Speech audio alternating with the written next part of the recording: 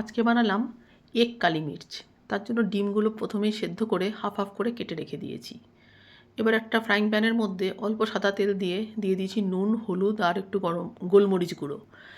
ভিডিওটা এই জায়গাটা একটু হেসি এসছে, মুখে বলে দিচ্ছি, একটু শুনে মনে রেখো তোমরা, একটু অ্যাডজাস্ট করে নিও এইটুকু। তারপর দেখো এখন ঠিক হয়ে গেছে কোয়ালিটি। যাই হোক, তারপর ডিমগুলো ছেড়ে একটু লাল লাল করে ভেজে তুলে রাখলাম।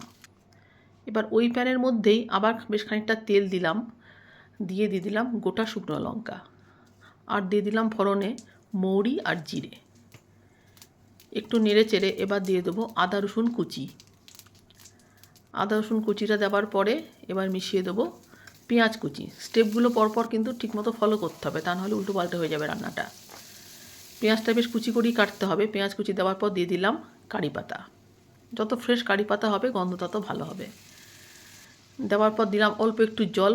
এবার সব মশলা দেবো, হলুদ দেবো, লঙ্কার গুঁড়ো, গরম মশলা গুঁড়ো আর আদা রসুন বাটা। দেওয়ার পর ভালো করে কষাতে হবে যতক্ষণ না তেল ছেড়ে আসছে। যে তেল ছাড়া ছাড়া হবে তখন মিশিয়ে দেবো জল। জল দেওয়ার পর দিয়ে দেবো আন্দাজ মতো নুন। একটু ফুটে উঠলেই এবার ছেড়ে দেবো ভাজা ডিমগুলো। ভাজা ডিমগুলো এক এক করে সবগুলো ছেড়ে দেওয়ার পর একটু গ্রেভিটা ফুটতে দিতে হবে। একটু ফোটার পরেই এবার দিয়ে দেবো চেরা কাঁচা লঙ্কা আর একটু শুকনো কারি পাতা হাতে গুঁড়ো করে আমি দিয়েছি। না থাকলে নর্মাল কারি পাতা দিলেও হবে। আর বেশ খানিকটা গোলমরিচ গুঁড়ো দিতে হবে, আর দিয়ে দিতে হবে লেবুর রস।